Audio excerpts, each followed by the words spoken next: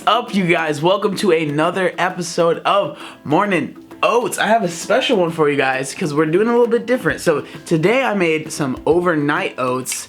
So I'm not sure if you can see that, but basically all that is literally, so it's team oats and then almond milk. That's all you have to do to make that. It's super simple, super good.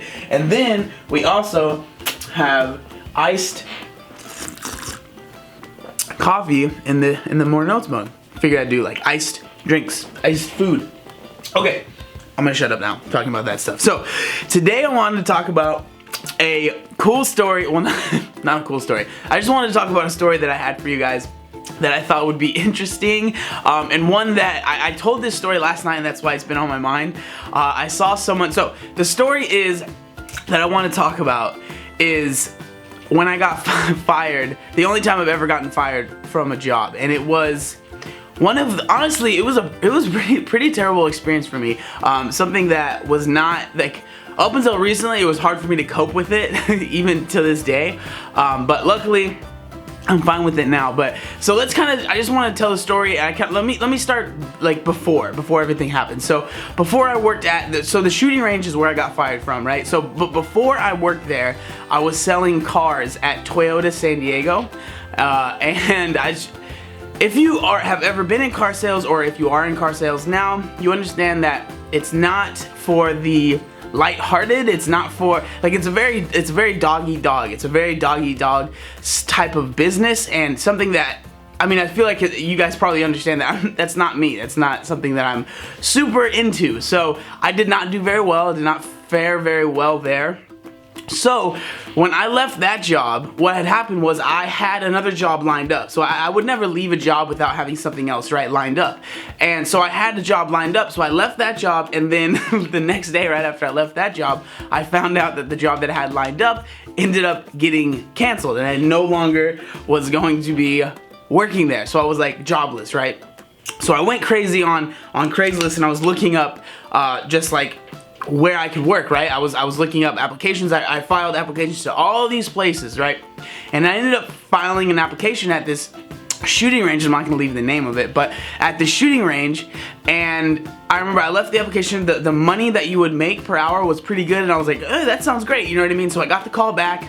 I went and I did the interview, and then you had to do a second interview, and so I ended up getting the job, right? But I remember before I got the job, my sister said, oh, that's interesting that you're gonna work there, because whenever I look for jobs on Craigslist, I always see that position that you're gonna be working is open for people to work.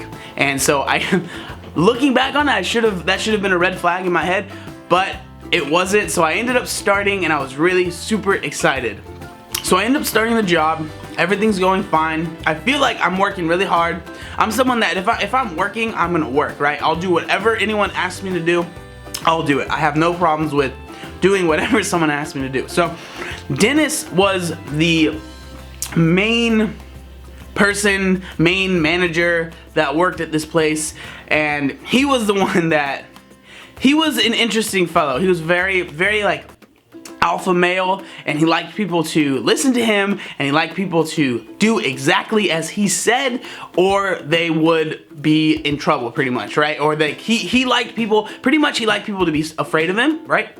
So that was just how he was, and you just kind of had to get over it. He was like a 40 to 50-year-old guy, very, very alpha male. So I worked there with him, and he was the one that would kind of show you things a little bit. He usually stayed in his office, and then he would have other people show you things, right?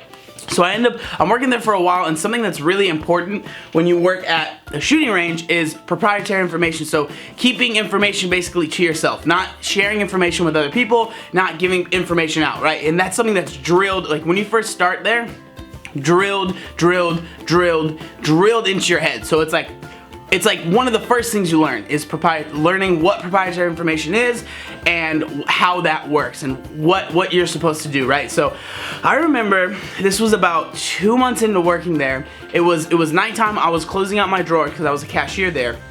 And it was night. We turned the lights off in the range. Like, it's not pitch black, but it's just not well lit, right? And I'm there counting out one of the drawers, and Dennis walks up to me, and he comes up to me. He's like, "Hey, John," and he's like the main manager, so I barely talk to him, right? I barely ever even see him. I barely talk to him. So I'm like, "Oh, what's up?"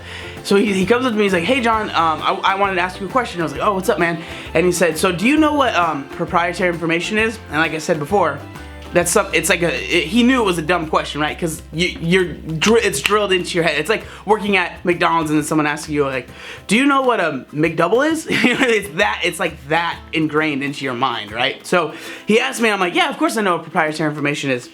And then so he kind of flips the script, so he's being kind of nice, and then all of a sudden he's just like, you can see like, just like this death stare that he gives me, right? He's like, so, well, I'm kind of confused as to, if you know what proprietary information is, why are you sharing? So what he said was, I was sharing how much I was getting paid with, he didn't tell me who it was, either it was like people that worked there or people that were shooting there, right?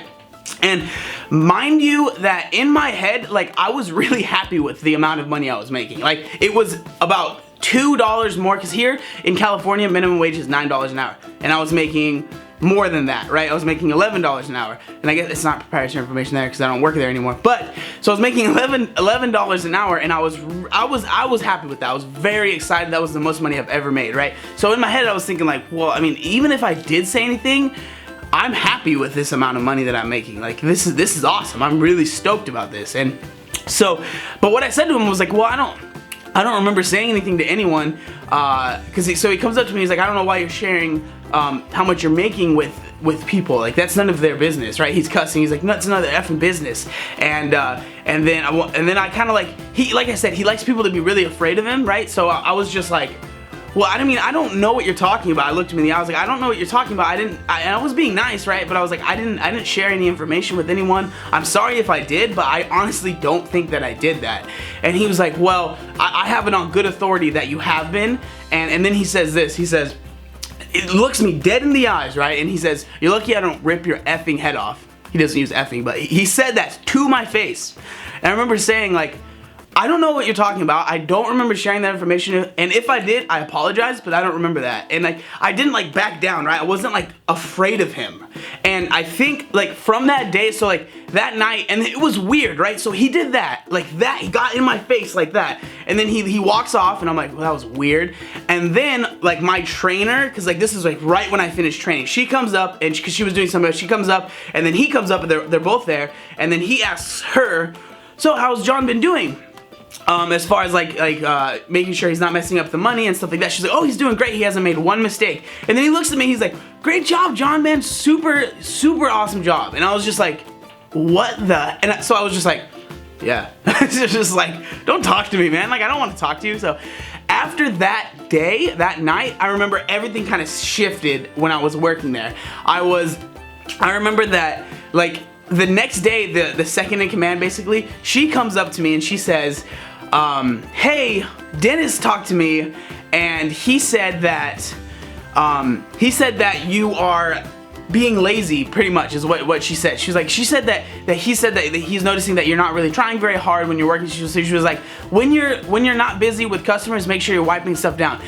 You guys don't understand, like, the amount of customers, there wasn't that many customers, and they literally, they wouldn't let me do anything else other than wipe down stuff. So I was sitting there hours just wiping the tops of stuff, dirt off of things, and it was like, I'm wasting my time. Like, can I do something more helpful? Like, it was not a fun job. Like, it was not fun. So I was like, oh, okay. Like, I just remember that was weird. I was just like, that's weird. Like, because he would have cameras up and watch every single person at every single time and all that stuff. So it was a pretty crazy environment now that I look back. So I was just like, oh, well, that's weird. Like, I mean, okay, I guess. Like, I said to her, I was like, oh yeah, of course. I'll make sure that I wipe things down more, and I'm more, you know, better at doing that, I guess, right? So like a month goes by, I'm working, I'm doing my thing, I'm doing what I think is a really good job. Everyone that I'm talking to that's not like one of the managers is saying that like you're doing a great job as a cashier, like you're learning everything that you should be learning,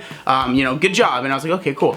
And then so they would have classes there, and when there was a class there, they would open early. So they opened early one day, and so this was, so they opened early, and they have me come in at 7 a.m., right? Which is, I mean, it's not that crazy early, but, so I'm just there at 7 a.m. basically directing traffic, right? So and then after that, they said, okay, we open at 9:30, so we're just gonna have you clean the bathrooms for 2 hours. So I was like, okay, whatever. So they had me clean the bathrooms for 2 hours, and then I do my whole work shift, right? Which is about 8 hours. And then I'm about to count out my drawer at the end of the day, and I get Dennis, the guy, calls me into his office, right? And I was like, that's weird. And he was like, hey, you don't have to count out your drawer. Don't worry about it. Like, just come into my office. I need to talk to you. I was like, okay. And I remember he just looked me straight in the eye, and he said, here's your last check. Don't come back. And I was just like, what? Like, I didn't know how. And he was like, yeah, the money that you made today is on there as well. Yeah, so you're done. And then he said, he was like, I mean, you're welcome back if you want to come shooting. Obviously, like, you didn't do anything illegal. And in my head, I was just like, of course, I mean, I didn't do anything wrong. Like, what? I was so confused. I didn't ask any questions. I remember, this is kind of embarrassing, but I had like tears in my eyes because I was just like, I'd never been fired from any job ever. And this was the first time. And then he was just like, all right, see you later. And I just like walked out of the office. And I remember I was like walking through the range, and people were like, all right, John, see you tomorrow. And I was just like, no, you won't. And I was just like, they're like, what's up? And I was like, I just got fired. And I was just like, I didn't know what to do. And like looking back, I wish that day when he came up to me in my face and said that stuff to me, that I was just like, dude, say it to me again, please, and then let me record it. So I can, but like, it's in the past, so I don't want people thinking that they have to freak out. And the names that I'm using are fake names, just so you know. So don't like, they're all, it's in the past, right? So the point that I want to make was like, I remember I got fired, and in my head it was like the worst thing that could happen to me, like the worst thing that could ever happen to me. And I remember like I was like lost. I didn't know what to do. But with that happening, that's right after that is when I ended up getting my job at Starbucks, and then I ended up working at the gym, and I was working both those jobs, and then through that I was able to make this YouTube channel, and like it changed my life, right? So like the point that I want to make is like, I understand that when you're going through something hard, that it seems like it's the end of the world, right? It seems like that's the worst thing that could be happening in your life, and there's no positives. But a lot of the times, like when, I know it sounds cheesy, it's such a cheesy quote, but one door closes and another one opens, and that's what happened to me. It was a crazy time in my life. It's definitely something that has made me stronger and makes me so much more grateful for this that I have, this camera that I'm able to talk to, and the people that I'm able to have in my life because of the things that I had to go through in my prior jobs. It was a blessing in disguise, and I just want you guys to understand that I get it. Like, everything doesn't work out perfect like that, like all the time, but just try and look at the silver lining, at the good that can come out of that situation, because there was a lot of good that came out of that situation in the end of it. So I hope you guys enjoyed this video. I hope you guys enjoyed that story, that crazy story that I had for you guys. I really appreciate you guys watching all these videos. I'm not nearly done with my oats or my coffee because I was really excited about talking about this, but I really appreciate all of you guys. You guys are absolutely amazing. Make sure you like, comment, and subscribe. There was one other thing that I wanted to say. Oh yeah, look how buff I am.